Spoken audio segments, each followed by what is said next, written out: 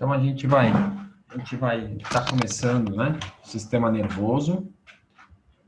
E o sistema nervoso é o sistema mais complexo que a gente tem dentro do todos os sistemas que a gente aprendeu até agora. Então, como vocês perceberam, né?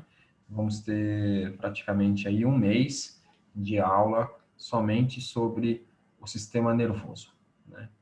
E o que é o sistema nervoso, né?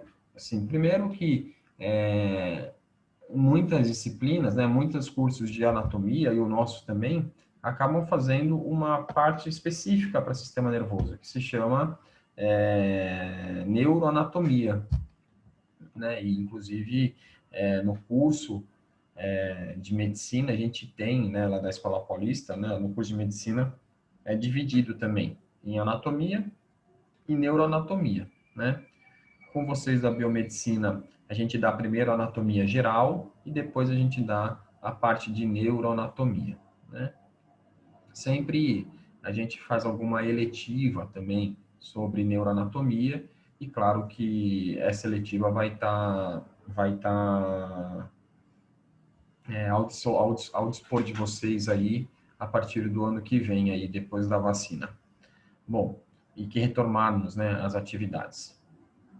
Então, quando a gente pensa no sistema nervoso, né, então lembre-se que a gente vai ter o neurocirurgião, a gente tem a psiquiatria, a neurologia, né, então imagina a quantidade de áreas aí, né, ou de especialidades que tem relacionado com o sistema nervoso. Então, a primeira coisa que a gente precisa saber sobre o sistema nervoso são os conceitos, né, os conceitos gerais do sistema nervoso.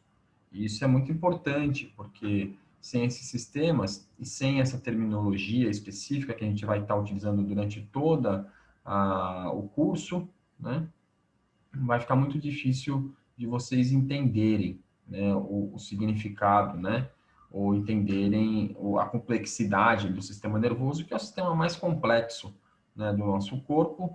Ele é que controla todos os outros sistemas, né, e muitas vezes, né, o sistema nervoso ele é voluntário, né? Então, se você for dar tchau, acenar para uma pessoa, é voluntário, né? Mas, por exemplo, a salivação, né, que a gente já ouviu falar, não é, né, uma coisa voluntária, né? A produção de saliva, né, não é voluntária, é involuntário. Então, a primeira coisa que a gente tem que lembrar, né, desse conceito geral é justamente, né, que ele pode ser voluntário ou involuntário. E além disso, né, através da nossa relação com o meio ambiente, né, a nossa relação externa, a nossa relação com o meio ambiente, o sistema nervoso também tem que estar controlando, né, temperatura, dor, tato, pressão, né, então tudo isso aí é controle do sistema nervoso, tá? Então, são vários conceitos que a gente vai tá aprendendo na aula de hoje. E a gente tem um tripé, como vocês podem observar, né, que comporta o sistema nervoso, que o primeiro desse tripé é a irritabilidade, né? O que é a definição de irritabilidade, né?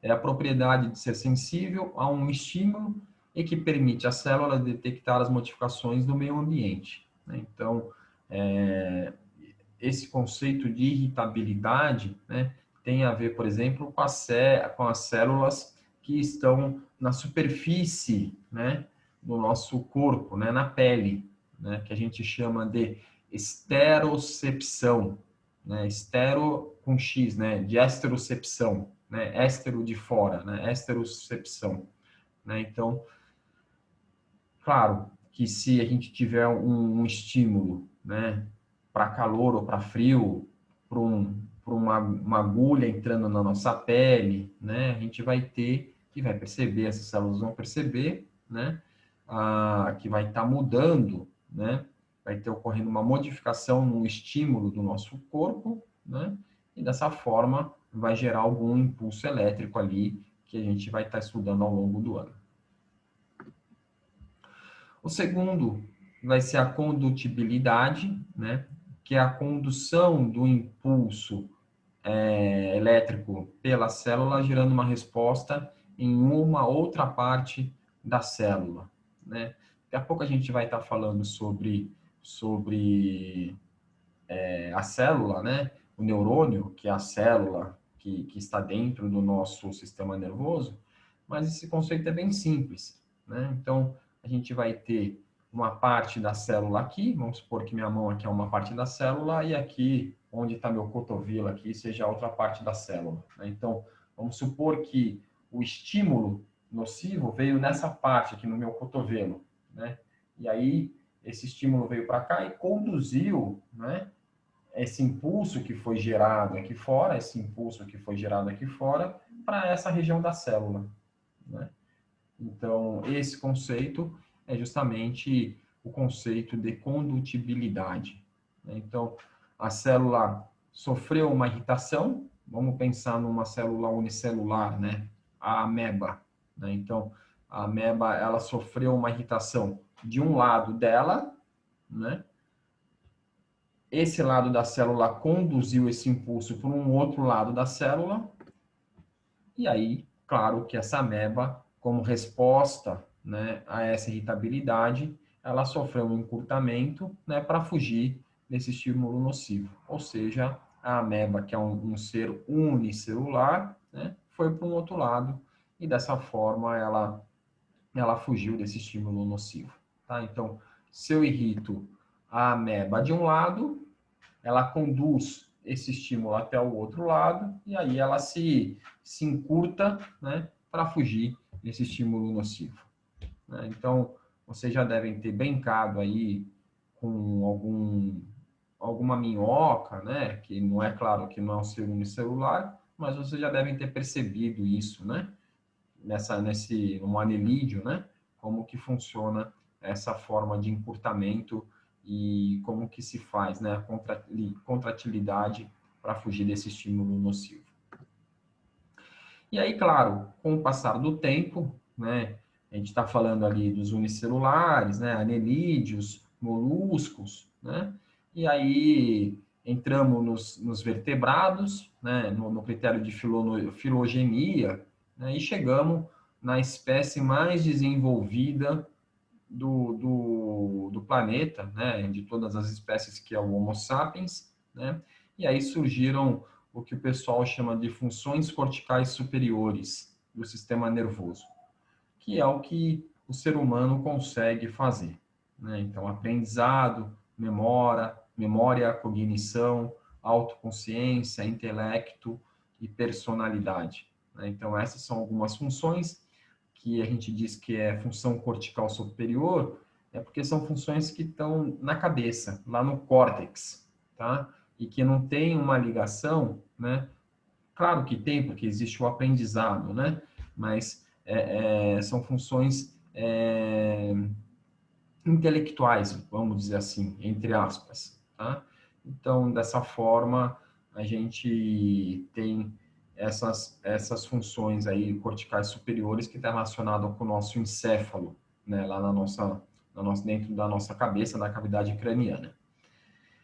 Então, dessa forma, né, a gente pode ver que, por exemplo, alguns outros animais, né, se a gente pega, por exemplo, o macaco, né, ele tem ali um aprendizado, né, ele tem outros animais também têm memória, né, alguns, né, o pessoal fala bastante que cachorro, né, eu não tenho, né, mas que tem personalidade, né, então percebam que eu não sei dizer, né, se cientificamente já foi comprovado isso, né, mas com certeza, aprendizado e memória, né, são dois fatores aí que sim, né, os animais aí vertebrados, né, como o macaco, né, o rato, inclusive, né, o cachorro, aprendem, né?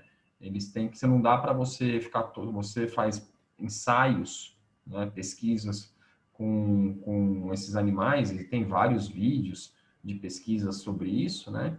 Eles aprendem, né? Você dá um estímulo para eles, eles sabem, eles memorizam onde que está a caixa de alimento deles, né? O que que eles precisam fazer para encontrar o caminho, né? Então, claro que tem sempre um ganho ou uma perca, né? Ou eles ganham alguma coisa ou eles perdem, né? E aí eles acabam aprendendo o caminho, né? Ou fazendo a função ali que está sendo designada. Então, claro que algum desses aspectos aí também a gente encontra em outros animais vertebrados. E aí, dessa forma, né, a gente vai ter a nossa célula, né, a nossa célula do sistema nervoso, que ela é denominada de neurônio, certo? Neurônio. Então, aqui a gente encontra um neurônio, certo? Aqui ele está um neurônio. E aí, normalmente, esse neurônio, ele vai ter uma região dela, que vai ser receptora, e vai ter um seu axônio, que vai ser um prolongamento, vai ser uma linha só, como se fosse um fio, né? Que tem a ver com eixo, tá? Axon, de eixo, tá? Vem do grego, que quer dizer eixo, tá? Então, o neurônio a gente vai ver mais, daqui a pouco a gente vai ver com mais detalhe, né? Mas aqui a gente consegue observar que esse eixo que a gente encontra é justamente o axônio. E ele vai ter esse prolongamento e aonde ele vai estar efetuando, né? Onde ele vai ser efetuador, né? Acaba sendo relacionado com uma outra estrutura, seja um músculo ou seja uma glândula, né? Ou seja, o estímulo que está sendo gerado aqui, né? Ele está vindo para cá, para a célula muscular, por exemplo. Nesse caso, é um neurônio sensitivo, tá? Então, é um neurônio que está recebendo o estímulo, né? Então, é o inverso. Então, o estímulo que está sendo produzido aqui na célula muscular está sendo levado para esse neurônio sensitivo. Tudo bem?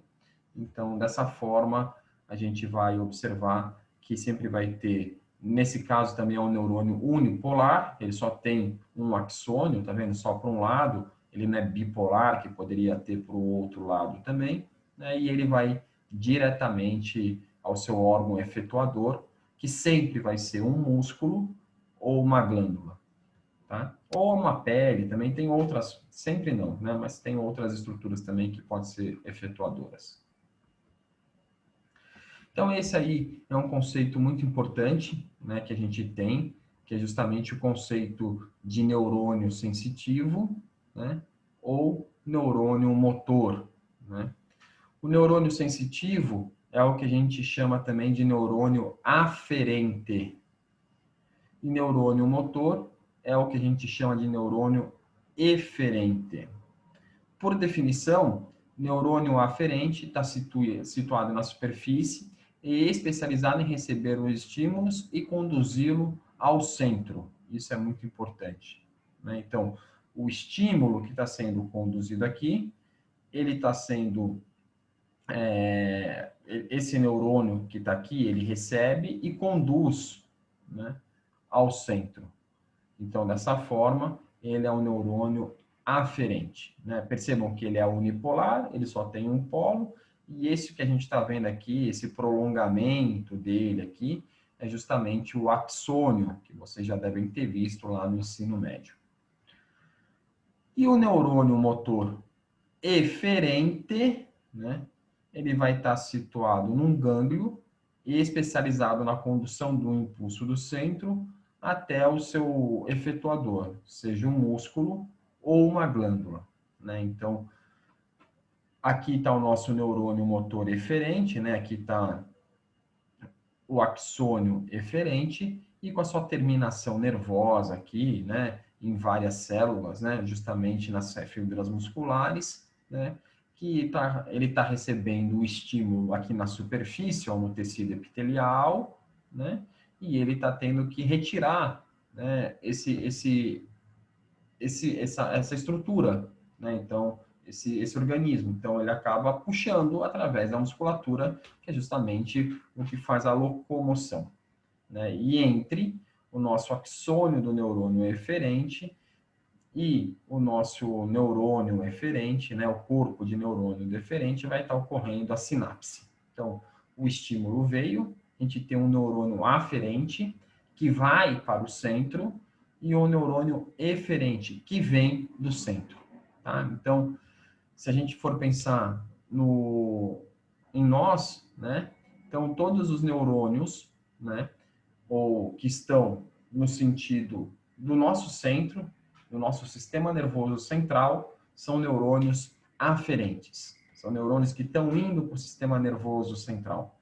E todos os neurônios que estão vindo no nosso sistema nervoso central são neurônios eferentes, certo? Que estão vindo do sistema nervoso central, que vem, tá? Aferente é o que vai, eferente é o que vem do sistema nervoso central. Aferente é sensitivo, tá? Relacionado à sensação, dor, temperatura, pressão.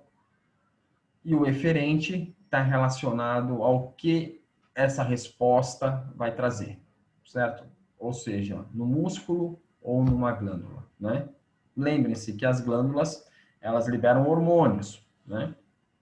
E aí elas também podem estar ajudando na resposta fisiológica que a gente vai estar estudando mais para frente. Tudo bem até aqui? Alguma dúvida?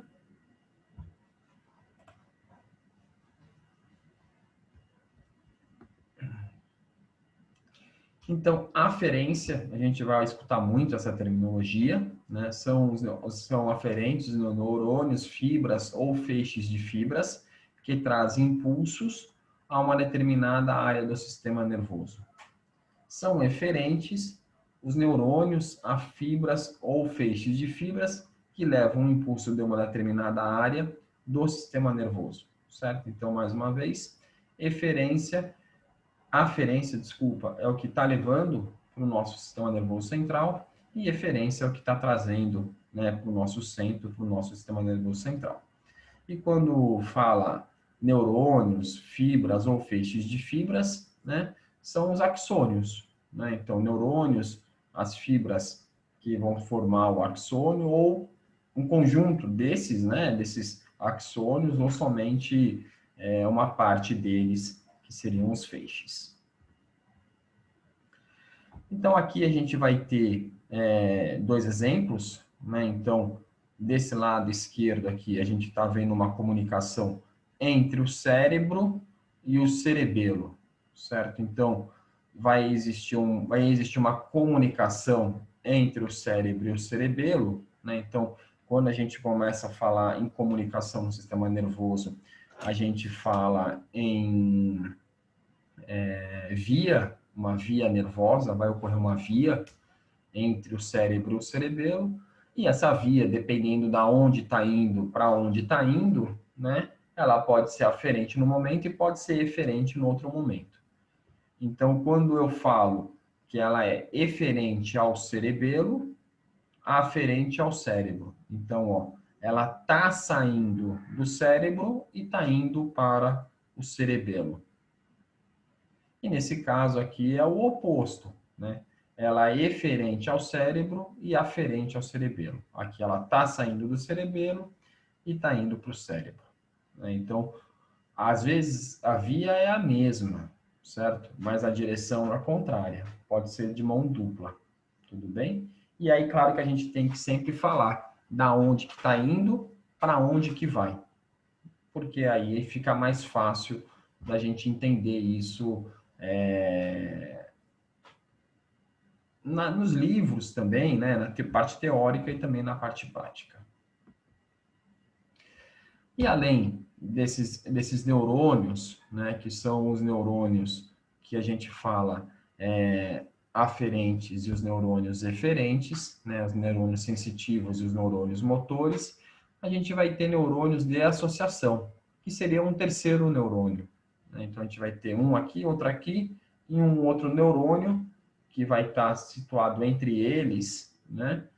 Que vai estar justamente fazendo a comunicação, né, ou a conexão, né, com os neurônios situados em áreas distantes, né? Então, a gente vai ter esse terceiro tipo de neurônio. Um quarto tipo de neurônio, né, que aí são os neurônios internunciais ou os interneurônios, né, que vão estar se relacionando com neurônios próximos, tá? então os neurônios vizinhos, tá? Então, vai ter uma relação pequena entre eles, e isso é muito importante, né? Justamente porque quando a gente pensa no cérebro, né, no encéfalo, que a gente pensa em plasticidade neuronal, tá? Então, plasticidade neuronal é quando um neurônio ele morre, né? E aí os neurônios que estão próximo dele, né, acabam fazendo a função desse neurônio aí que morreu, certo? Então, é importante que exista uma comunicação entre os neurônios vizinhos, né? Porque determinadas áreas do cérebro vão fazer, tem a especificidade, né? Vão fazer funções específicas, né? Então, se a gente pega, por exemplo, o giro pré-central, né, que a gente vai ver mais para frente, ele é específico para fazer a parte motora.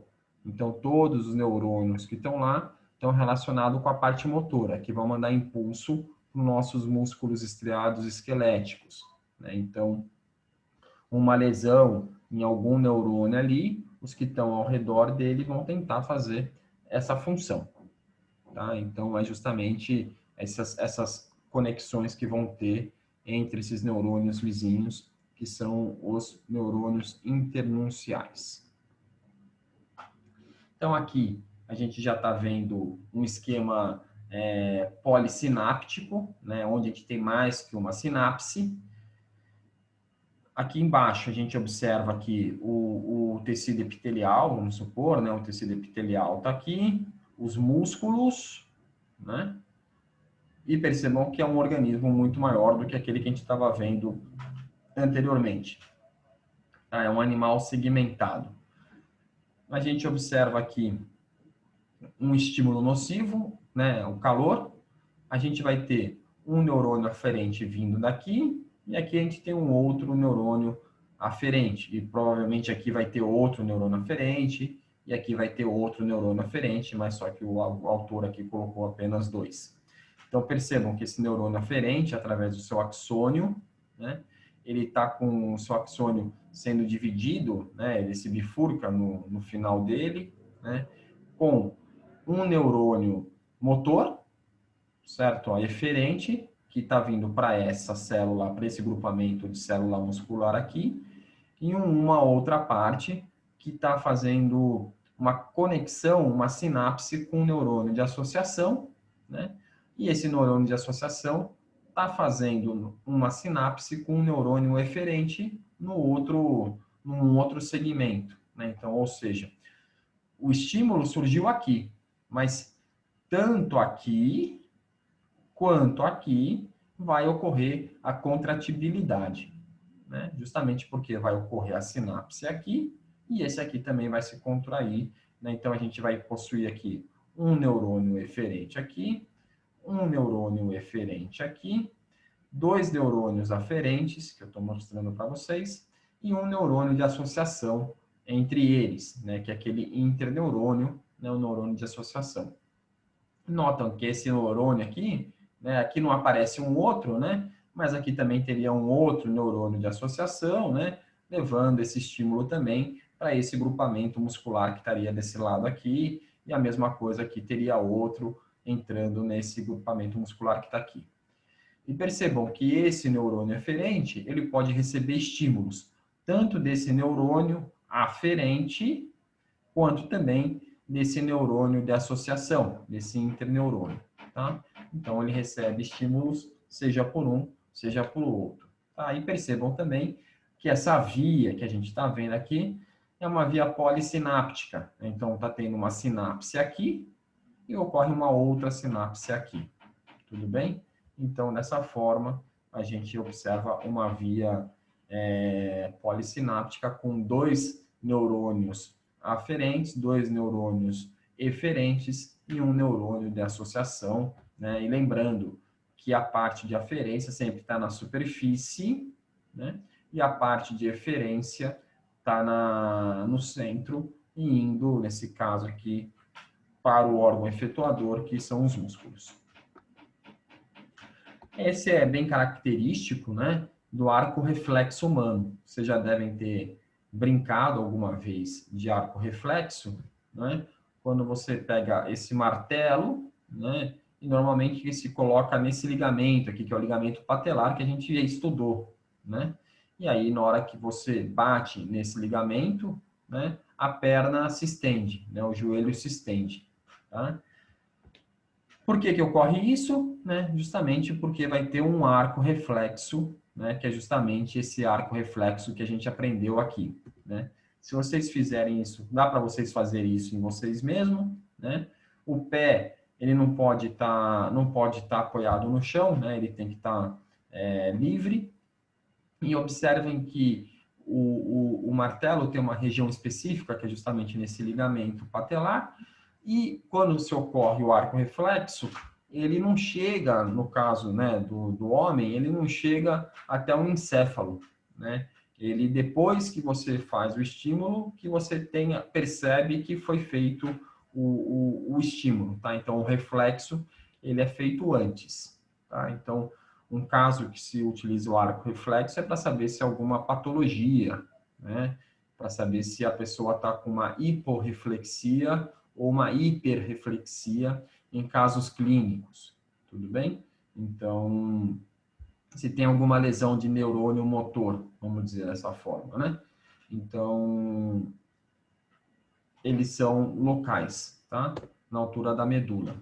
Então, nesse caso, né? Então, o martelo, ele vai bater aqui no ligamento, no tendão, né? Que tem o nome de ligamento patelar, vai puxar, certo? Vai fazer um estímulo em receptores musculares, que a gente chama fuso muscular, né? E aí aqui a gente vai ter uma terminação nervosa, né? Que a gente está observando, que aqui, desculpa, né? O fuso muscular. E aí a gente vai ter um neurônio aqui nessa região, né? Um axônio do neurônio nessa região, que vai levar esse estímulo através de um nervo para um gânglio, que a gente chama de gânglio sensitivo, né?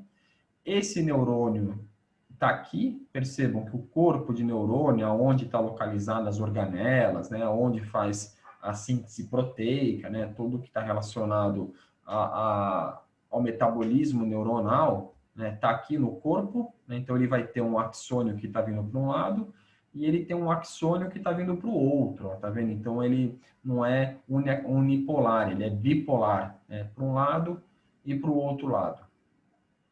Ele entra para dentro da medula espinal, né? Pela sua coluna posterior, faz sinapse com o neurônio motor eferente, né? Então, esse neurônio aqui é aferente, é o que está recebendo o estímulo. Ele fez sinapse com esse outro neurônio, que é eferente, e ele volta pelo nervo espinal, né, até a fibra muscular, e aí essa fibra muscular se contrai e a gente levanta a perna. A velocidade disso é muito rápida, como vocês sabem, né? Se vocês fizeram agora essa brincadeira, vocês vão perceber o quão rápido o arco reflexo simples, tá? Esse aqui é conhecido como reflexo patelar. Tudo bem? O importante saber também, me adiantando um pouquinho, né, é que é o mesmo nervo, tá vendo? É um nervo espinal misto, né? Onde as fibras nervosas, né, tanto do neurônio aferente quanto do neurônio eferente, passam pelo mesmo nervo, tá? Então, a gente diz que esse nervo espinal ele é misto. Quando a gente tem um nervo, né, que é somente trazendo esse estímulo, a gente diz que é um neurônio sensitivo, é um nervo espinal sensitivo. Quando a gente diz que está levando apenas, né, a parte motora, a gente diz que é o nervo espinal motor. Tá? Então, o nervo pode ser sensitivo, motor ou misto. Tá? A maioria dos nervos que nós temos, né, vão ser nervos espinais mistos, ou seja, ele vai possuir axônios, tanto de neurônios aferentes quanto de neurônios eferentes. E percebam mais uma vez que nesse caso, né, no arco reflexo, né, ele é a nível medular, tá? É na medula espinal, que está ali no meio das nossas vértebras, tá? Não chega lá em cima, não chega lá no encéfalo, tá? Depois vai ter uma outra sinapse aqui que vai estar levando esse estímulo para ele ser um estímulo encefálico e dessa forma ser um estímulo consciente, tá? A gente conscientiza o que aconteceu. Até então, não houve a conscientização do estímulo, portanto, é um estímulo inconsciente involuntário. E aí, quando a gente observa o nosso sistema nervoso central, né, a gente vai ter na próxima aula falar um pouco mais sobre a medula espinal, né, mas o sistema nervoso central, ele é dividido, né, em algumas porções, e aqui a gente está vendo uma delas, né, que é o nosso encéfalo aqui em cima, né, e aqui embaixo a gente vê a nossa medula espinal, né, e a medula espinal, né, assim como o nosso encéfalo, ela é dividida em áreas, né, assim como as nossas vértebras, né, então ela vai ser subdividida em uma parte cervical, em uma parte torácica, uma parte lombar e uma parte sacral, certo? Sendo que na verdade, a parte lombar e a sacral dela termina aqui, tá? Aqui tá errado, tudo bem? Aqui é só a relação dela com a coluna vertebral, tá? Mas a medula mesmo termina aqui entre L1 e L2, tá? Entre a primeira e a segunda vértebra lombar, tudo bem? O que tem abaixo dela é a cauda equina, né? Então, essa relação aqui que a gente está observando é justamente com as vértebras, tá bom? Com as vértebras, tá? Então, aqui teria até C7, mais ou menos até C7, até torácica, e aqui seria a parte lombar e sacral, tudo bem? Então, dessa forma, a gente vai ter uma aula amanhã falando mais sobre isso, mas é só para saber que tem essa relação. Onde que está presente, né, a nossa medula? Olha lá, ó, dentro, né, dentro do canal vertebral, né? Então, aqui a gente consegue observar quase tudo que a gente já viu na aula, né, na aula não, né, na anatomia, né, por uma imagem. Aqui a gente consegue ver os processos transversos, ó, a gente vê processo transverso. Aqui a gente vê aquela musculatura posterior, né, os músculos eretores da espinha. Aqui a gente vê corpos de vértebra, né, com os discos intervertebrais. Aqui a gente consegue observar a faringe, a faringe. Aqui na frente a gente já consegue observar a traqueia, a laringe, o esôfago deve estar aqui por trás, mais posterior aqui, cavidade oral, cavidade nasal, né? Você já sabe o nome de muitas estruturas, né? Por exemplo, aqui está a epiglote, né? Aqui está a úvula. E aqui a gente consegue ver a medula atravessando o forame magno, né? E aí ela muda de nome quando ela atravessa o forame magno para tronco encefálico, né? E aí o tronco encefálico vai possuir 3 partes: o bulbo, a ponte e o mesencéfalo. Depois a gente vai ter posteriormente aqui o cerebelo, e aqui a gente está observando o nosso encéfalo, né? Nessa região aqui a gente vê o nosso encéfalo, tá? Então, só para vocês terem uma noção, né, do posicionamento aqui, né, e saber um pouquinho das estruturas que a gente já estudou. Se a gente fizer um corte transversal na medula espinal, ou seja, eu peguei a medula, fiz um corte aqui, ó, transversal, e estou olhando de cima para baixo, certo? Estou olhando de cima para baixo. E eu vejo a medula dessa forma, tá? Então, percebam, né, que ela vai possuir uma região que nesse corte ela tá já com uma coloração, ela vai ter uma região central que parece que forma um H ou uma borboleta, né, que a gente chama de H medular. E a gente tem uma região por fora desse H medular, né, que está por fora. Essa região central, né, do H medular é onde estão localizados os corpos de neurônios, certo? E por isso dessa coloração. É o que a gente chama de substância cinzenta, né? Então, a substância cinzenta é formado pelos corpos de neurônios. E a substância branca, que no caso da medula está por fora, ela é formada principalmente pelos axônios, né? Então, as fibras desses neurônios, né, que estão aqui dos corpos de neurônios, né, as fibras dos corpos de neurônios. Quando eu falo fibras do corpo de neurônio, eu estou querendo dizer axônios, tá bom? Então, os axônios, as fibras dos corpos de neurônios, que vão estar situados aqui formando a substância branca, tá? E aí depois a gente vai ver que esses nomes aqui, a gente vai aprender todos esses nomes aqui na aula de medula espinal. Mais uma vez, né, então a gente consegue observar, né, então nessa coloração aqui está em HE, né, em hematoxilina e eosina, a gente observa o H medular, né, então dentro a gente observa os corpos de neurônio e por fora a gente observa as fibras de corpos de neurônios, tá? Então a gente vê os axônios por fora. Observem, chegando tanto nessa região anterior quanto nessa região posterior aqui, o nervo, tá? Então, aquilo que a gente viu, o corpo de neurônio que a gente viu, ele sai daqui e vem para cá, certo? E ele vem para esse lado aqui, anterior ou posterior, né? Dependendo se ele é aferente ou eferente, tá?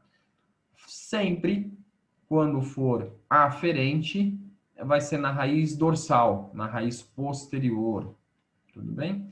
E motor vai ser na raiz anterior, que a gente está observando aqui, na raiz ventral, na raiz anterior. Tudo bem? Então, aqui seria a raiz anterior e aqui seria a raiz posterior. E toda vez que a gente fala gânglio, tá vendo? Gânglio, na neuroanatomia, a gente está querendo dizer que é um conjunto de corpos de neurônio fora do sistema nervoso central. Tá? Então, gânglio é o conjunto de neurônios fora do sistema nervoso central. Por quê? Porque a gente só encontra neurônio dentro do sistema nervoso central. E quem é que compõe o sistema nervoso central? O encéfalo e a medula espinal. E o que é um gânglio, então? É quando a gente tem um conjunto de neurônios que não está lá dentro.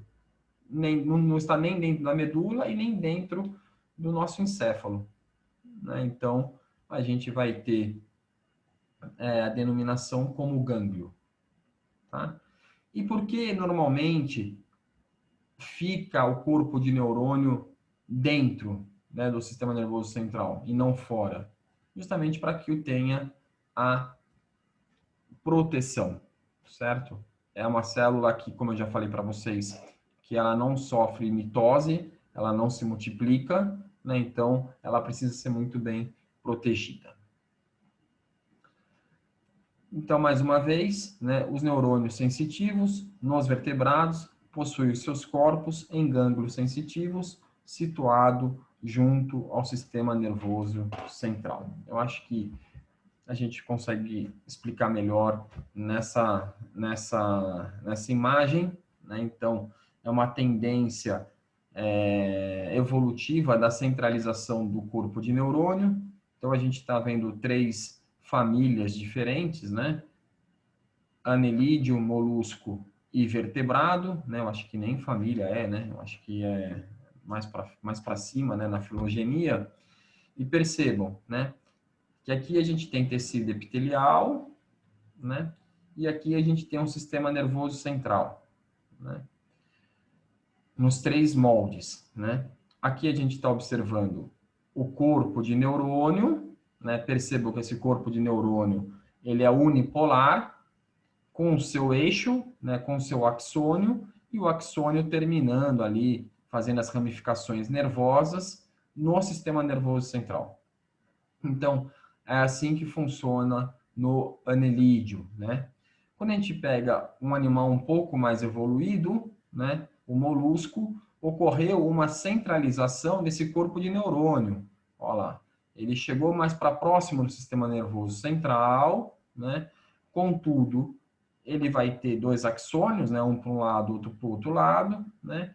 E esse axônio chegando lá na parte periférica, né? Lá no tecido epitelial, e também fazendo uma ramificação no sistema nervoso central. Embora a sua ramificação, não ocorra uma ramificação no tecido epitelial, olha lá, certo? Não tem essa ramificação, né? Ela é um filamento único. Ou seja, se ocorrer um estímulo para cá, né, vai ser mais difícil dele conseguir entender o que está acontecendo, né? Entender entre aspas, né?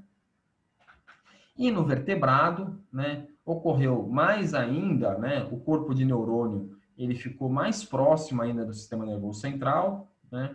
E aí, como é vertebrado, já possui os ossos, né? E aí criou-se aqui, né, no meio entre as vértebras ali, os processos transversos, né? E esses processos transversos, entre outras funções, né, vai ter justamente a proteção desse gânglio, né? Desse gânglio que é esse conjunto de corpo de neurônio fora do sistema nervoso central.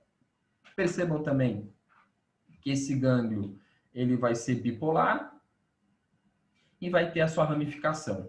Lá dentro do tecido epitelial ocorre uma ramificação e também uma ramificação muito mais organizada, né, para dentro da medula espinal por segmentos, tá vendo? Por segmentos. Ele tem uma ramificação segmentar aqui, muito mais organizada, tá? Então, a letra C aqui, que quer dizer justamente o corpo de neurônio sensitivo, né? Lembrem-se que é sempre um corpo de neurônio sensitivo, ou seja, o estímulo está saindo da periferia e indo para o centro, né? Ocorre essa centralização do corpo de neurônio. Então, dessa forma, né? Esses neurônios aferentes ou sensitivos, né, eles podem estar em 3 regiões, né? Eles podem estar na pele, que é justamente os neurônios sensitivos, aferentes, né, fazendo o que a gente chama de esterocepção. O receptor sensitivo, que vai estar ligado lá junto das vísceras, que são os vísceroreceptores, né? E também os neurônios que vão estar relacionados aos músculos e tendões e ligamentos, né, que são os proprioceptores, né, que estão, ou seja, que estão lá dentro formando o esqueleto. Percebam que a gente está vindo da periferia para o centro, né? Esteroceptor é que está na pele, vísceroceptor é o que está nas vísceras e o proprioceptor é que está em ligamentos, tendões e músculos, né? Músculo estriado, certo? Músculo liso é vísceroreceptor, tá bom? Exemplos, né? Vísceroreceptor. Quem já não teve uma dor de barriga, né? É justamente um estímulo nocivo, né? Que está ocorrendo ali no intestino, né? Então, acontece que está levando esse estímulo sensitivo de dor, né? Até o nosso encéfalo e a gente está lá reagindo, né, se contorcendo muitas vezes até, né, para diminuir essa dor, tá? O músculo, né, a gente também tem um estímulo, né? Se alguém aperta muito, se alguém, vamos pensar um proprioceptor aqui, algum de vocês aqui já deve ter torcido o pé, né? Ou vai torcer o pé e aí dá uma ajeitadinha no corpo, assim, para que não faça a torção do tornozelo, né? Então, é justamente um estímulo que ocorreu ali no ligamento ali para que a gente nos adeque, né? Ou na hora que vai cair, né? Você percebe que você vai tropeçar, né? Então você está tendo um estímulo ali na tua musculatura falando, ó, vai cair, né? E aí você tem que se adequar ali para não se machucar. E um esteroceptor aqui, como eu já falei para vocês, né, é o que está na pele, né? Então, relacionado ao frio, né? Quem nunca sentiu frio ou calor, tá? Então, são todos neurônios que vão estar levando o estímulo, mais uma vez, sensitivo para a nossa parte central, para que a gente identifique e depois retorne com um estímulo eferente para saber o que vai ter que ser feito. Aqui eu já falei, certo? Já expliquei de novo, já expliquei. E os neurônios motores eferentes, né?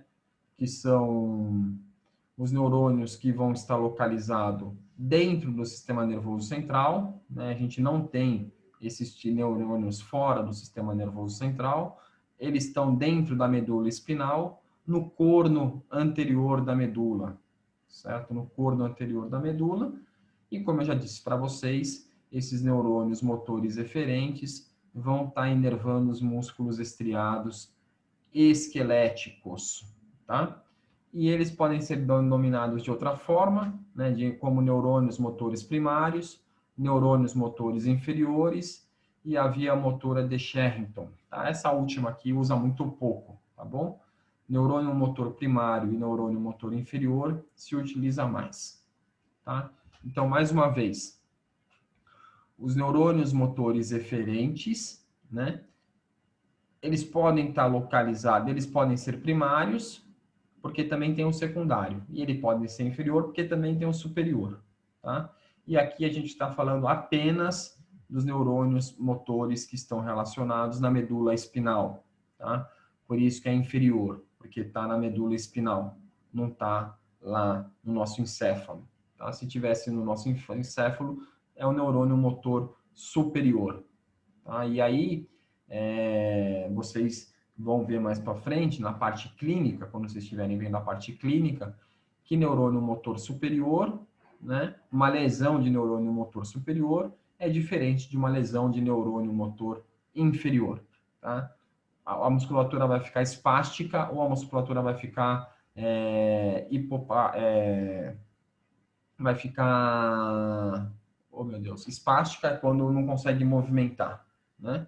Ou ela vai ficar com uma hipotonia, né? E vai ficar hipotônica, né? Ou seja, ela não vai conseguir movimentar, não vai ficar espástica, não vai ficar dura, ela vai ficar totalmente mole, né?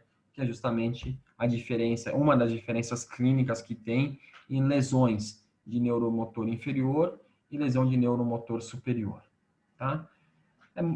Por exemplo, né, só para a gente ilustrar, senão começa a ficar muito difícil, né, o entendimento.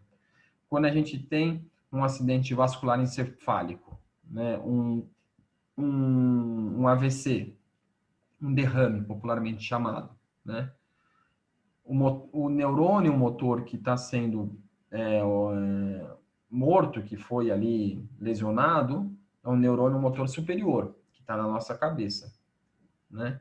Contanto, né, a lesão vai ocasionar o quê? Uma espasticidade no nosso corpo, na nossa musculatura. Certo? Vocês já devem ter visto alguém com derrame, né? E ele fica todo durinho, né? Ele tem uma posição muito clássica ali.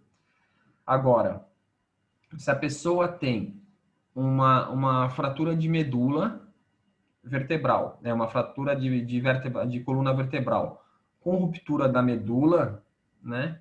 O que acontece? Ela vai ter um problema no neurônio motor inferior. E aí, como é que fica a musculatura? Ela fica hipotônica, certo? Ela fica, não fica dura, ela fica totalmente flácida, a musculatura lá, vai ficar muito flácida, tá? Então, lesões de neurônio motor inferior são diferentes de lesões de neurônio motor superior, né? A pessoa que é paraplégica, tetraplégica, vocês já devem ter visto um paraplégico, né? Por exemplo, o Herbert Viana, ele é paraplégico, né? Ele teve uma lesão de neurônio motor inferior, né? A perna dele é uma perna flácida, mole, tá? Ele não tem a espasticidade, tudo bem? Então, percebam que a gente vai ter tanto neurônio motor na região do encéfalo, lá em cima, como também lá embaixo, o neurônio motor inferior. Nesse caso, a gente está falando apenas do neurônio motor inferior, que está localizado no corno anterior da medula e que vai estar inervando o músculo estriado esquelético, portanto, né, a gente vai perceber que isso aqui é voluntário, né, para você mexer a mão, para acenar, é voluntário, certo? Não é uma involuntário.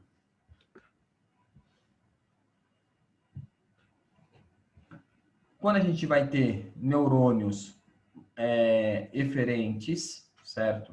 Que estão fora do sistema nervoso central, são aqueles que inervam os músculos liso, cardíaco e as glândulas, né? Então, os corpos de neurônios vão estar situados em gânglios viscerais e são denominados de neurônios pós-ganglionares, né? Então, vamos pensar, exemplo de novo, né? Vamos pensar naquela dor de barriga, né? Ou vamos pensar, eu acho que a dor de barriga vai ser mais complexo. Vamos pensar numa dor as mulheres, principalmente, certo? Principalmente não. As mulheres, quando elas estão na menstruação, que sentem dor, né? Por que que ela está sentindo dor? Porque a gente vai ter o útero, né? A musculatura do útero, o miométrio, né? Trabalhando ali, né? Então isso vai estar causando dor, né? Ele está se preparando para receber o concepto, só que não vai ter que tirar todo o endométrio e tal. Então vai causar uma dor naquela região, né? Então o estímulo lá no útero, né? Vai fazer com que os vísceroceptores naquela região mandem um estímulo lá para o nosso sistema nervoso, certo?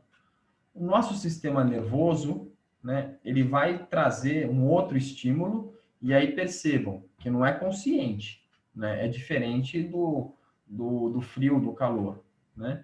O nosso próprio sistema nervoso, aí vai ser o sistema nervoso autônomo, vai mandar estímulo, né, para o nosso músculo, né, para o útero, para que ele se contraia, para que ele pare de se contrair. Tudo bem? Então, esse conjunto de neurônios que estão levando o estímulo para músculo liso, músculo cardíaco e glândulas, né, são denominados gânglios viscerais, né? E são os neurônios pós-ganglionares, tá? Então, essa aí é só a terminologia que se utiliza. Tudo bem? Então, dessa forma, né, a gente tem que lembrar, certo? Ó, que quando a gente pensa em esterocepção, acaba sendo consciente, certo? A propriocepção, né, pode ser consciente ou pode ser inconsciente, né? E a interocepção, né, que está relacionada às vísceras, é inconsciente. Toda vez que a gente pensa que o estímulo, né, é consciente, a gente está falando de sistema nervoso central e periférico. Tá? Os nervos é sistema nervoso periférico. Toda vez que a gente está pensando em víscera, né, a gente está pensando, né, músculo cardíaco, víscera, músculo liso, glândula, né, a gente está pensando em sistema nervoso autônomo, simpático e parasimpático. Tá?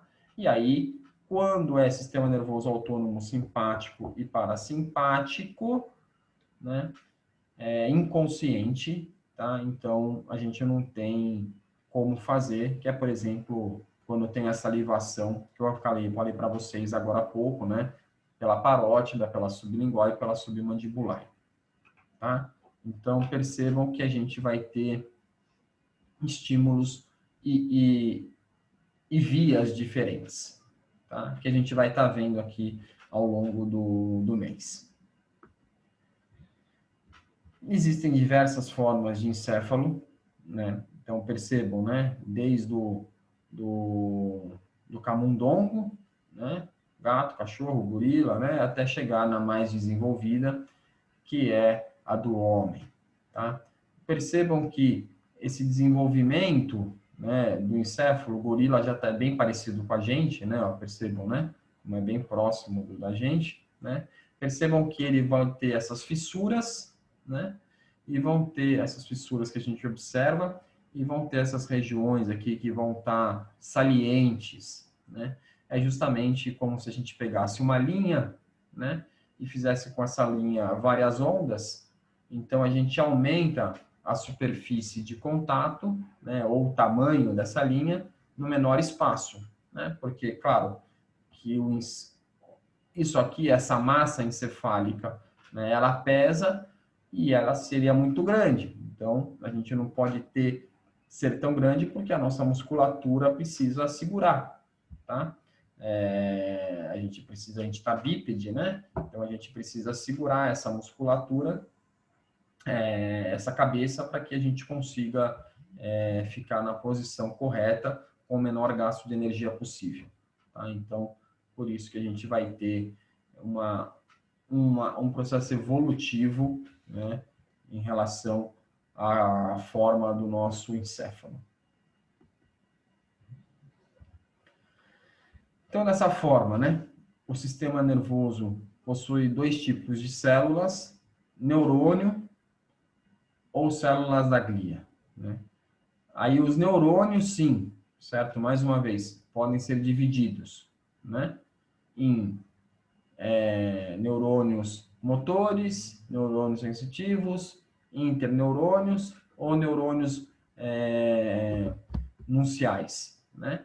E a gente vai ter as células da glia, que são as células que estão ao redor do neurônio, compondo lá o nosso sistema nervoso. Nem tudo que a gente tem é neurônio. A gente vai ter neurônio e ao redor desse neurônio, né, ao redor desses neurônios, a gente vai ter outras células, que são as células da glia, né? Então, a gente vai ter 10 a vezes 10 neurônios, tá? Então, se eu não me engano, é 10 bilhões, né, de neurônios, né? E o resto de células que a gente vai ter lá é justamente as células da glia ou a neuróglia, né?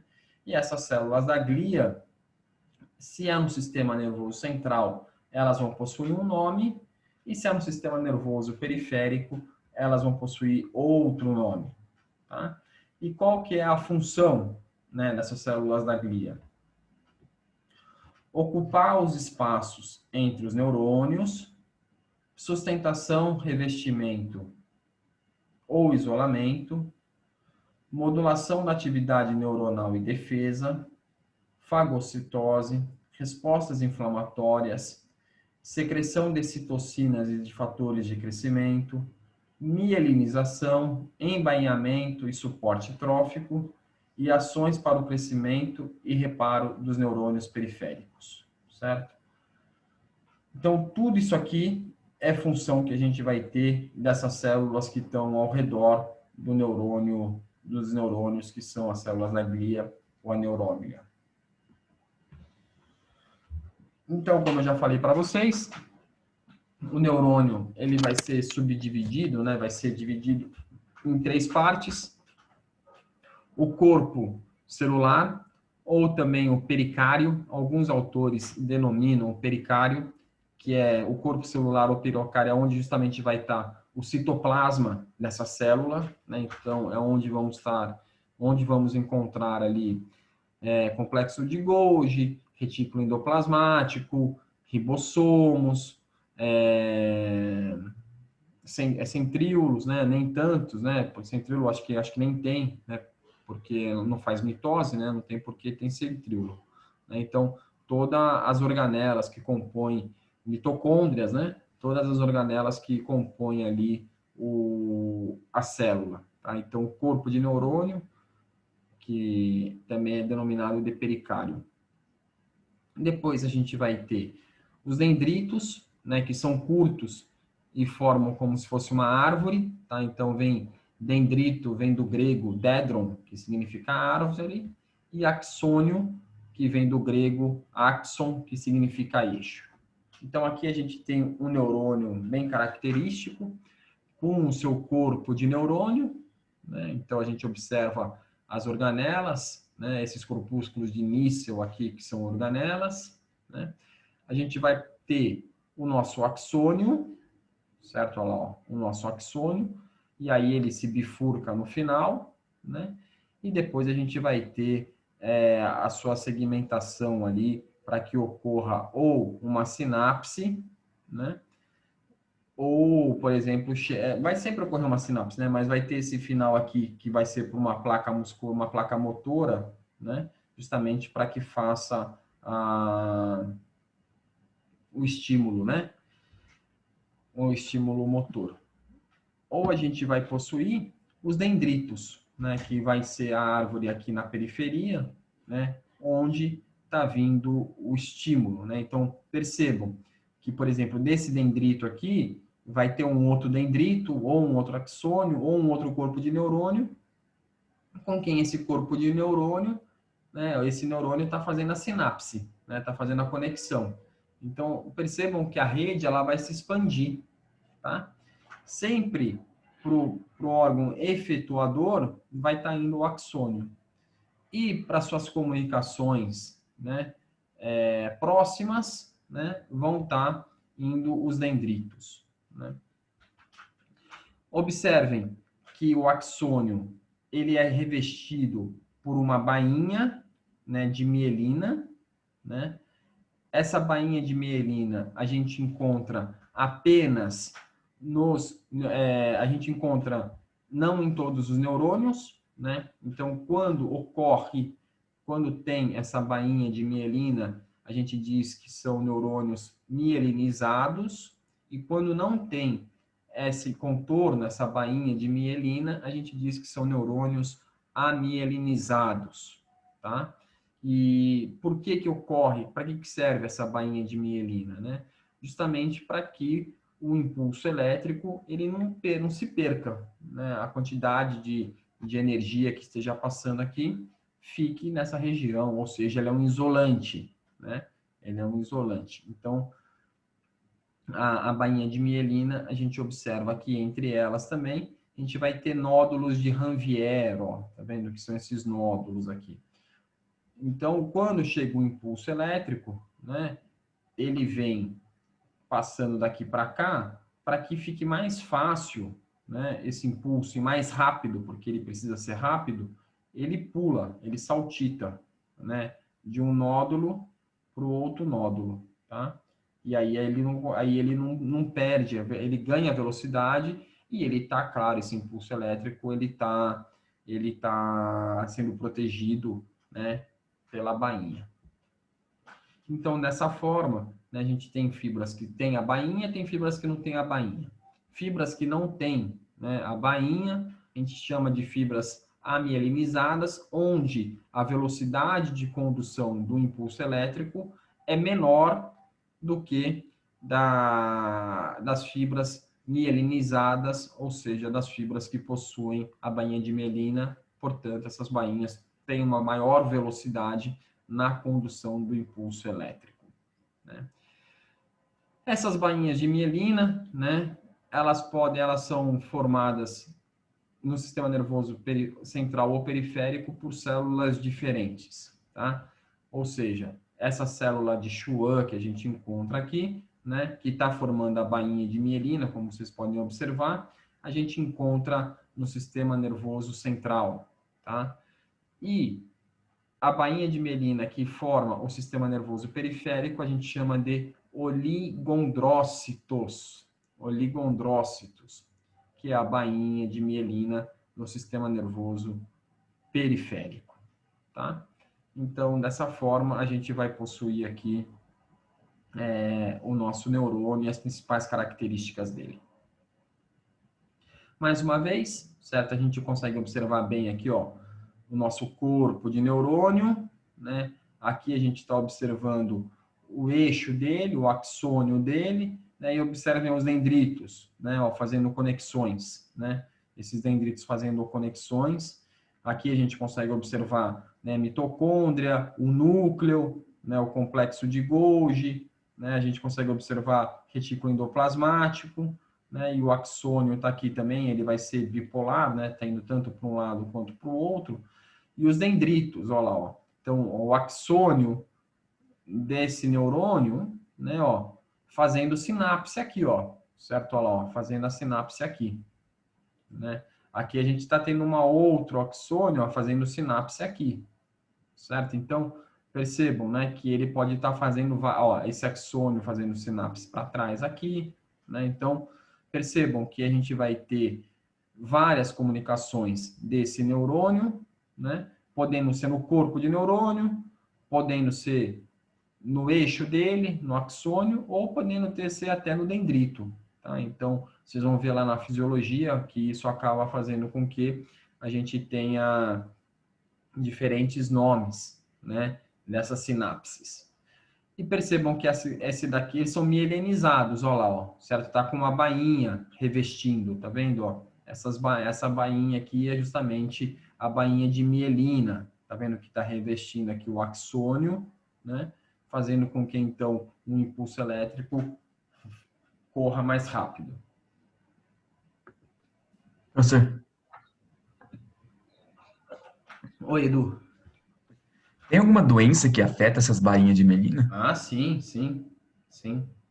Eu não vou saber o nome de cabeça, mas tem sim. Tem doenças que afetam a bainha de mielina, a condução fica bem mais demorada do impulso elétrico e acaba comprometendo até a função, né, do neurônio. Entendi. Agora de cabeça eu vou pesquisar aqui uma que possa ter aqui. Vou tentar lembrar uma aqui, senão amanhã eu falo para você, tá bom? Beleza, obrigado.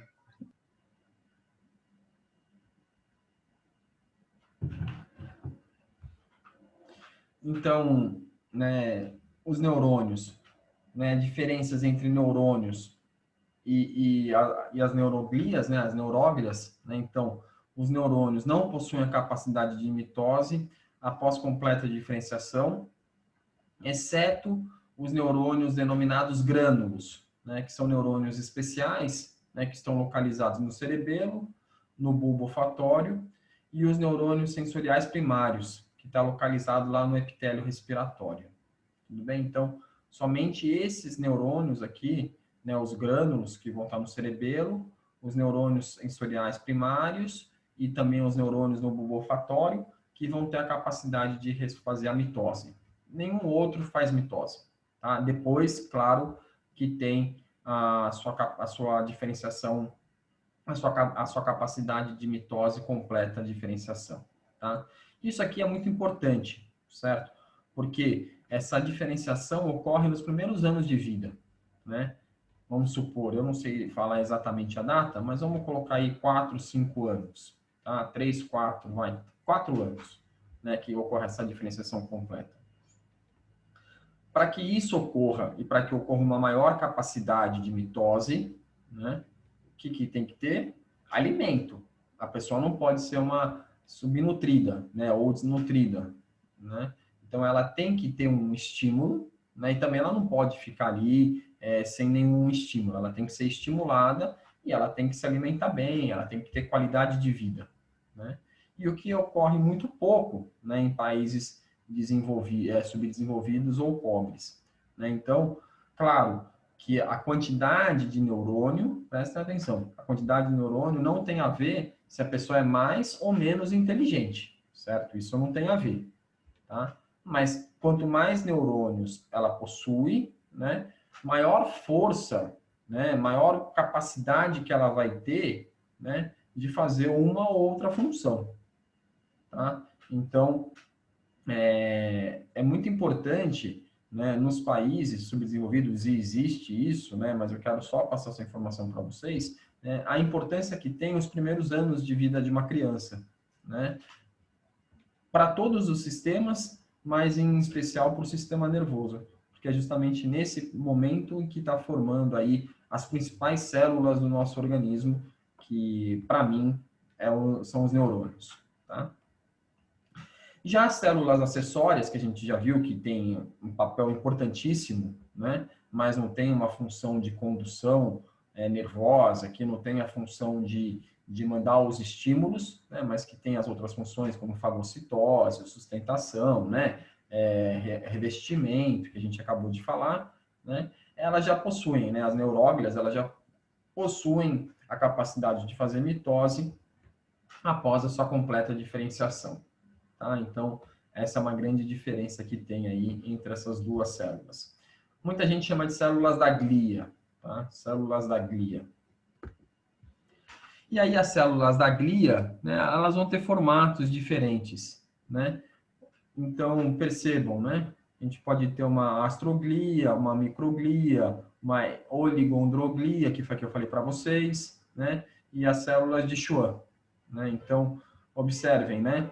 Que os oligodrócitos, né? A oligodria, né? Oligodrócitos aqui, né? E as células de Schwann, elas vão estar, as células de Schwann vão fazer com que formam a mielina no sistema nervoso periférico, né? E os oligodrócitos formando a bainha de mielina no sistema nervoso central, certo? Olha lá, na medula espinal e no cérebro, né? E essas outras duas aqui, o astrócito, né? Que aqui tá em inglês, né? Mas o astrócito e o micrócito, né? São células que o astrócito, né? Nutrição e suporte, né? O micrócito, né? Olha o formato dele, parece uma estrela, né? E essa aqui seria uma estrela pequena, né? Vai ter uma função derivada, uma função de defesa, né? Para fagocitose ali no sistema nervoso, tá? Então, claro que cada uma dessas está muito bem já estudada, né? São células que vocês vão estar observando até melhor em outras é, em outras estruturas, né? Vocês vão estar estudando essas células, né? Em outras disciplinas, tá? Na fisiologia vocês vão estar estudando, na histologia também vocês vão estar estudando mais profundamente essas células.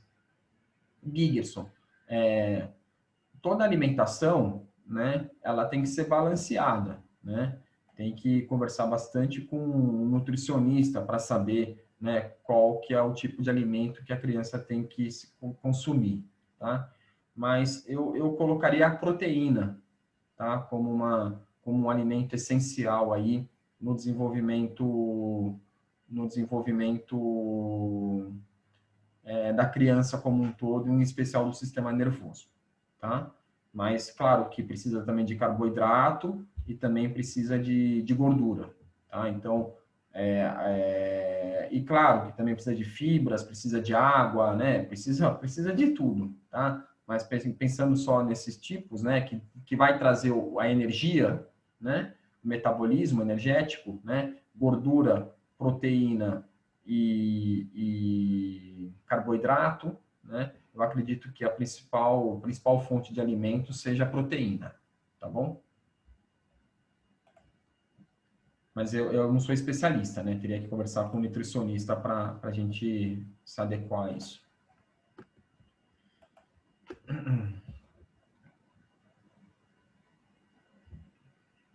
Então, como eu já falei para vocês, né? Uma fibra nervosa compreende o axônio e seus envoltórios, por exemplo, a mielina. As fibras com mielina são chamadas de fibras mielínicas e as fibras sem mielina, são chamadas de fibras amielínicas, né? A bainha de mielina no sistema nervoso periférico, SNP, é formada pelas células de Schwann.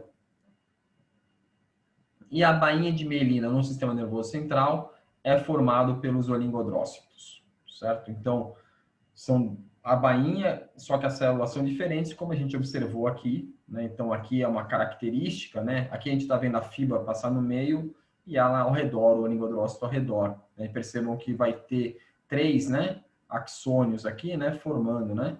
Essa fibra. E aqui é 1 para 1, olha lá, a gente vai ter um axônio aqui e ao redor dela somente a bainha de mielina aqui formada pelas células de Schwann, tá? Então, isso aqui é bem importante, né? Por quê? Porque no sistema nervoso periférico, certo? Se a gente tiver, certo? Vou dar um exemplo aqui, ó. Vamos supor que o sistema nervoso periférico, ele é formado principalmente pelos nervos, certo? Os nervos espinais, tá?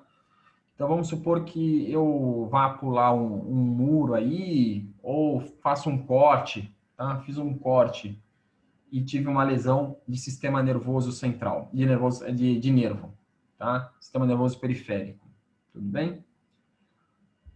Só que teve uma uma ruptura, né?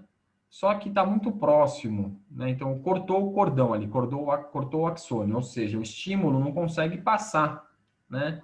Desse lado para outro, porque teve a ruptura, né? Então, a parte proximal, né, que ficou desse axônio, ela vai crescer, né? Ela vai crescer para tentar encontrar a outra parte que ficou lá, certo? Para tentar unir novamente, certo? E aí sim eu volto a ter o estímulo, tá? Ou se essa parte foi lesionada completamente, né, não tem jeito, né? Ela vai tentar crescer até chegar lá no nosso órgão efetuador, lá no músculo, certo? Para que a gente consiga movimentar novamente a musculatura, né?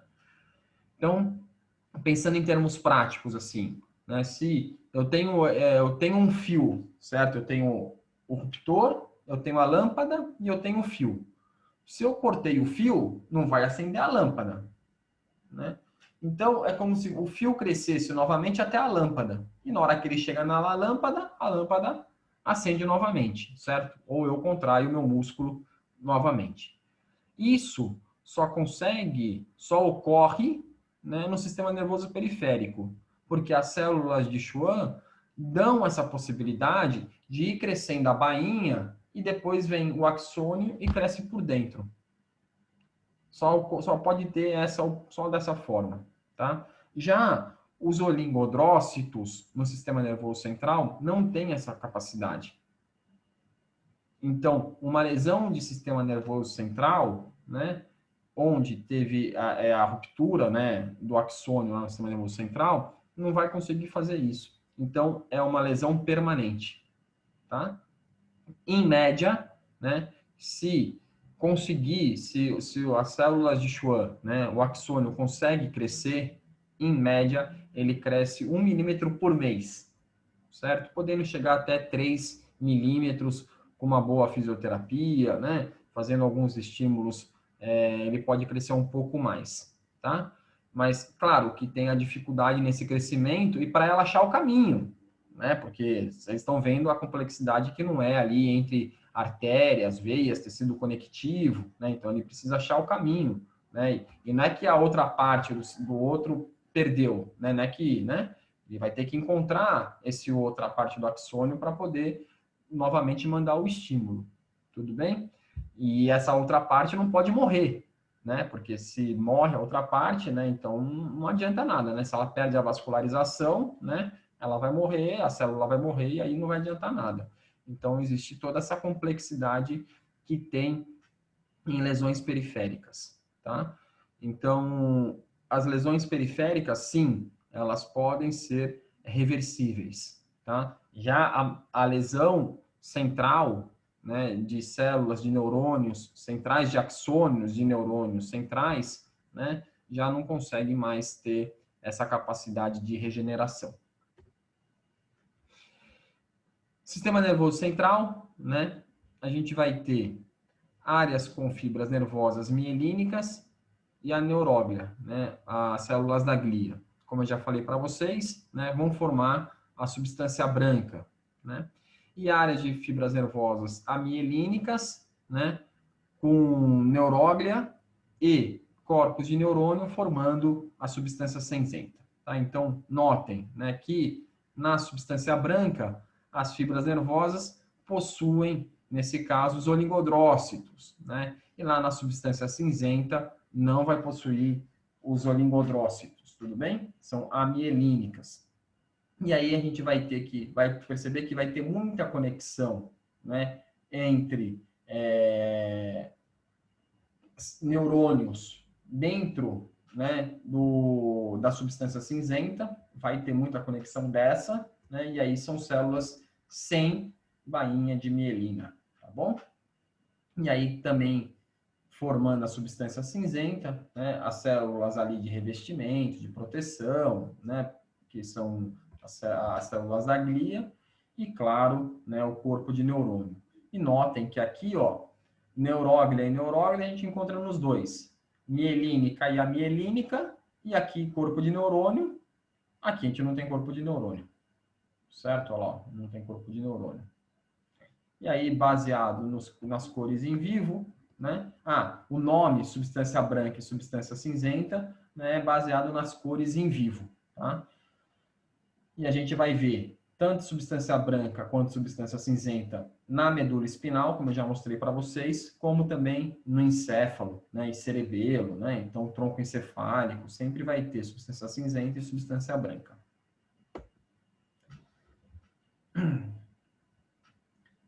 Substância, fibras nervosas. O que são fibras nervosas? Axônio mais a bainha de mielina. E não é um axônio, é um conjunto, né? Um axônio é muito fino, né? Um conjunto de axônios. Então, a gente tem um conjunto de neurônios mandando um conjunto de axônios, e esse conjunto de axônios, cada um com a sua bainha de mielina, e aí cada um formando ali como se fosse no músculo, né? Sendo revestido por camadas cada vez mais externas, né, formando uma fibra. Né? Então, a fibra nervosa, né, formada pelos axônios mais a bainha de miolina, no sistema nervoso central, ela é chamada de tratos ou fascículos. E a gente vai falar muito de trato e fascículo. Tá? Por exemplo, se eu estou falando um fascículo espinotalâmico, certo? Fascículo espinotalâmico, né? Eu estou falando de um fascículo que está indo da medula espinal e está indo para o tálamo, tá? Sistema nervoso central. Se eu falo de um vamos pensar aqui,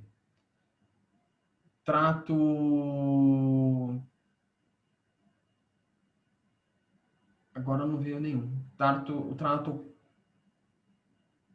Daqui a pouco eu lembro também. Desculpa, gente. Daqui a pouco eu lembro, certo? Mas é a mesma coisa, certo? Fascículo ou trato, né? São um conjunto, que eu acho que é o principal, né? De axônios com bainha de mielina no sistema nervoso central. E essas fibras nervosas, mesma coisa, axônio mais bainha de mielina, no sistema nervoso periférico, eles são denominados de nervos. E aí a gente vai ter os nervos cranianos e os nervos espinais. E a gente também vai estar estudando nervo craniano e nervo espinal.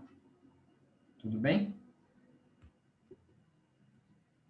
Alguma dúvida até agora? E aí, dessa forma, a gente vai estar classificando o nosso sistema nervoso, né? Podendo ser por critérios anatômicos, por critérios embriológicos, por critérios funcionais e por critérios de segmentação ou metameria. Tá? Qual critério que a gente vai estar estudando aqui? Ó? Anatômico e critério funcional, certo? A gente vai passar pelos critérios embriológicos, né, e falar muito pouco sobre os critérios de segmentação, né, para vocês terem uma noção, tá?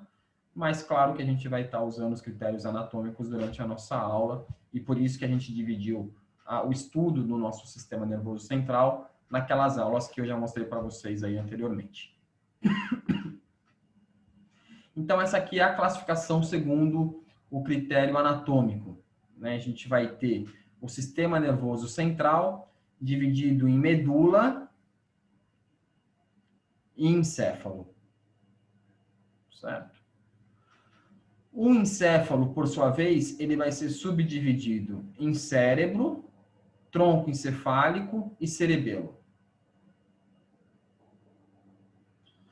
O cérebro vai ser subdividido em telencéfalo e diencéfalo. Tronco encefálico, mesencéfalo, ponte e o bulbo. E o cerebelo é o cerebelo. E aqui a gente tem a medula espinal. Então, se vocês olharem o cronograma, a gente vai ter uma aula que é assim, ó, que se eu não me engano é a aula de amanhã. Medula, sistema nervoso central e nervos, sistema nervoso periférico. A gente vai estudar junto. Aí a gente vai ter uma aula que vai ser sobre o cérebro, que a gente vai falar só do telencéfalo. Depois a gente vai ter uma aula que a gente vai estar estudando diencéfalo e cerebelo.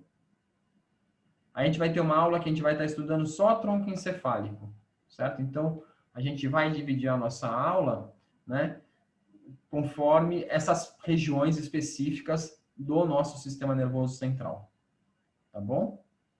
Então, a gente vai falar sobre todas elas, né, dentro do nosso critério anatômico. Uma divisão embriológica, né? Então, por filogenia, né? Ou seja, pela evolução, né? A gente vai ter na divisão embriológica o encéfalo dividido, né? O sistema nervoso central, né? Principalmente o encéfalo, dividido em prosencéfalo, mesencéfalo e rombencéfalo, né?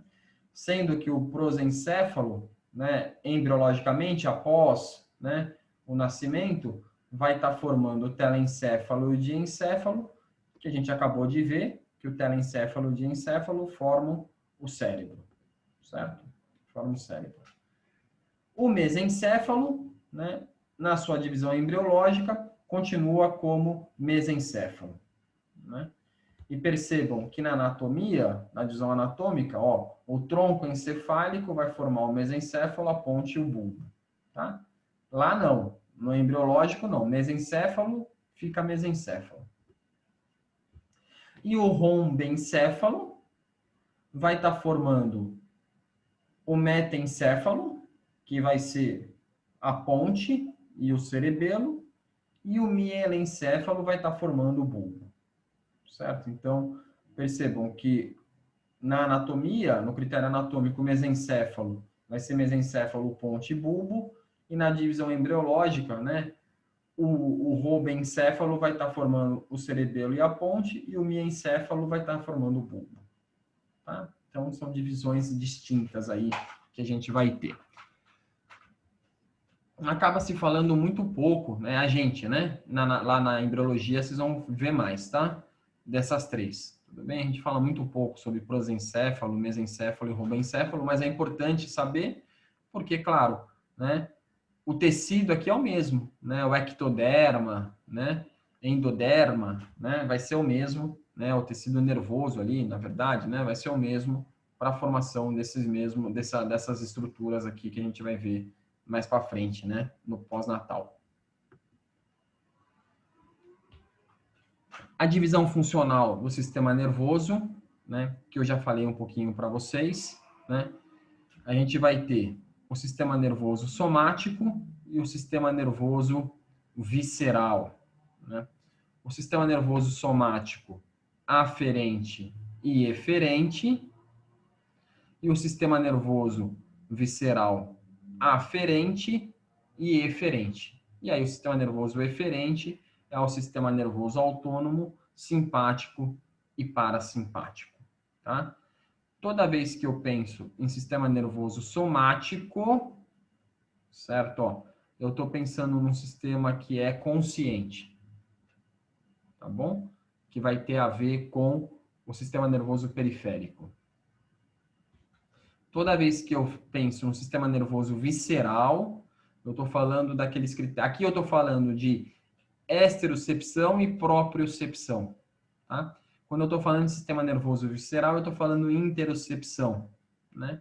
E aí vai ter tanto a aferência quanto a eferência, e percebam que a eferência a gente vai ter um outro sistema, né, autônomo, como o próprio nome diz, que não vai estar ligado ao sistema nervoso central, né, simpático e parasimpático, tá? Que isso aqui a gente não atua, tá? Isso aqui por exemplo, que o pessoal fala luta ou fuga, né? Então, você já deve ter passado por alguma situação, a gente vai falar bastante disso, né? Em que vocês estavam para ser assaltado ou alguma situação em que vocês se sentiram meio acuados, assim. E aí vocês percebam que o coração dispara, né? Os olhos dilatam, né? A musculatura fica mais pronto para fugir, né? Ou seja, vai mais oxigênio, né? Para a musculatura, frequência cardíaca aumenta, né? Justamente, né? Luta ou fuga. Ou você vai brigar ou você vai correr, certo? Então, tudo isso vai estar sendo estimulado pelo sistema nervoso simpático, ou parasimpático, que aí é o oposto, né? Que é quando você está o extremo da luta e da fuga. É quando você está relaxado, né? Que você vai ter uma vasoconstrição, né? Frequência cardíaca baixa, vasodilatação, né? Vasoconstrição, né? Então, é o oposto, a musculatura relaxada, a midríase, né? Que é justamente o oposto. E as drogas, né? Atuam justamente nesse sistema, né? Simpático e parasimpático. Os critérios de segmentação, né? Ou metameria, né? Eu prefiro mais falar de metameria do que segmentação, né? Então a gente vai ter o sistema nervoso suprassegmentar, né? Que vão ser o cérebro e o cerebelo, e o sistema nervoso segmentar, que é justamente o tronco encefálico, né? Ao bulbo, a ponte mesencéfalo, a medula espinal e todo o sistema nervoso periférico, tá? Então, pensem que o cérebro, o cerebelo, né? Quando a gente pensa em cérebro aqui, a gente está falando de todos, né? Ó, vou voltar aqui, ó, cérebro, ó, telencéfalo e diencéfalo, tudo bem? Então, telencéfalo, diencéfalo e cerebelo, tá bom? E aqui a gente vai ter sistema nervoso periférico, medula espinal e o tronco encefálico como sendo segmentado. Aqui um exemplo um pouco mais complexo, como vocês podem observar, né? Então, nesse lado aqui, a gente vai ter arcos reflexos, né? Vamos ver primeiro esse aqui, para vocês verem a complexidade que a gente vai ter quando a gente associa, né? Com o sistema nervoso suprassegmentar e aqui embaixo o sistema nervoso segmentar. Então, a gente vai ter um arco reflexo polissináptico, que é o reflexo de retirada, tá? Então, por exemplo, quando uma agulha, né? Vem uma agulha, muito calor, né? Você vai retirar, né? Então, você está com a mão quente, né? Você põe a mão numa superfície quente, você percebe que ela está quente e você vai ter o reflexo de tirar, senão você vai queimar sua mão, tá? Então, percebam que isso ocorre a conscientização, né? Então, vem um estímulo, né, ó, por aqui, ó, vem um estímulo na pele, né, ó, vem um estímulo na pele, o neurônio sensitivo, tá vendo, ó, neurônio sensitivo, tá lá no gânglio, né, lembrem-se que os gânglios sensitivos vai estar fora do sistema nervoso central, fazendo uma sinapse tanto, ó, com um neurônio superior quanto o neurônio inferior a ele, olha lá, ó, certo? Aí com outro neurônio, né, na mesma localização de segmento, tá? E aí o que acontece? Né, esse estímulo sobe pela medula espinal, faz uma sinapse, outra sinapse, aí vai ter um interneurônio aqui, ó, para outra região do cérebro, volta esse estímulo, um estímulo motor já eferente, né? Aqui foi uma via aferente, aqui uma via eferente, né? E aí chega lá na musculatura e eu retiro, né, a minha mão da superfície, certo? Percebam que essa via aqui, né, ela foi tanto uma via ascendente, né, aferente, ascendente, que está subindo lá para o nosso sistema segmentar, quanto uma via eferente, tá? Que está vindo do nosso sistema nervoso central, tá? Então, os neurônios que estão envolvidos para levar são neurônios sensitivos, né? E os neurônios que estão vindo aqui são neurônios motores, tá? Então, acaba chegando nesse aqui, que é o neurônio motor. Então, percebam que nesse caso, né, vai fazer uma sinapse com o neurônio, ó, na própria medula, né, para que seja o reflexo mais rápido, né? Se for até lá e voltar, você queima a mão, né? Então, também vai ter esse reflexo aqui, né, para que a gente não queima a mão. Quando é na víscera, ó lá, certo? Então, no estômago aqui está vindo um estímulo na víscera, chegou, né, na medula, né, vai ter a via, né, aferente e eferente por sistema nervoso autônomo, chegou no neurônio motor, né, pós-ganglionar, que eu falei para vocês agora há pouco, e vai estar chegando lá na própria víscera, né, depois, né, para que a gente retire aqui essa víscera, ou retire não, né, mas para que tenha um estímulo na víscera, para que ela libere alguma coisa, ou a musculatura lisa se contrai. né, ou a glândula libere alguma secreção, alguma coisa assim. E esse aqui foi o que eu falei para vocês, né, anteriormente, que eu já expliquei bem, que é o reflexo monossináptico, né, reflexo simples, né, que a gente vai ter o reflexo lá no tendão, no tendão, aí o músculo vai gerar, né, vai gerar um estímulo, né, os receptores lá na musculatura para os neurônios sensitivos, e aí a gente vai ter uma só sinapse aqui e a pessoa vai retirar. E depois ocorre a conscientização, né, que a gente retirou, né, e percebam que não tem um retorno, tá vendo? Ó, não vai ter o retorno vai ser mais para frente, né? Existe o retorno, claro, mas só que vai ser depois, tá? Primeiramente ocorre o arco reflexo. Aqui é um reflexo de retirada, tá? Então, a conscientização ocorre ao mesmo tempo, né? Então, é uma superfície quente que você pensa, nossa, se eu deixar mais a mão aqui, eu vou queimar a minha mão, né? Aí você vai lá e retira. Existe a conscientização. Aqui não houve a conscientização, né? Primeiro você faz o movimento e depois você pensa, nossa, eu fiz aquele movimento. Joia? E aqui é totalmente inconsciente, certo? Sistema nervoso autônomo totalmente inconsciente, tá? E notem que o cerebelo está aqui, né? A gente vai ter muito para falar sobre isso, né? E aí o cerebelo também vai estar fazendo parte, tá vendo? Ó, principalmente no reflexo de retirada aqui, né? O cerebelo faz parte, porque o cerebelo faz parte da propriocepção, tá? Então, tudo que está relacionado aí a posicionamento da mão, dos pés, do nosso corpo de modo geral, para a gente conseguir pegar, por exemplo, uma xícara, né? Eu tenho que ter uma motricidade, eu tenho que saber quanto de distância, se está mais para cima, se está mais para baixo, para o lado, para o outro, né? A velocidade, tudo isso tem a ver com o cerebelo, tá bom? E aí, métodos de estudo no sistema nervoso, né? A gente vai ter várias formas, abordagens anatômicas, abordagens eletrofisiológicas, abordagens eletroencefalográficas, abordagens por ressonância magnética funcional, abordagens por tomografia com emissão de pósitrons, né? E abordagens comportamentais psíquicas. Tá? Então, claro que nós vamos ficar somente nessa primeira, né?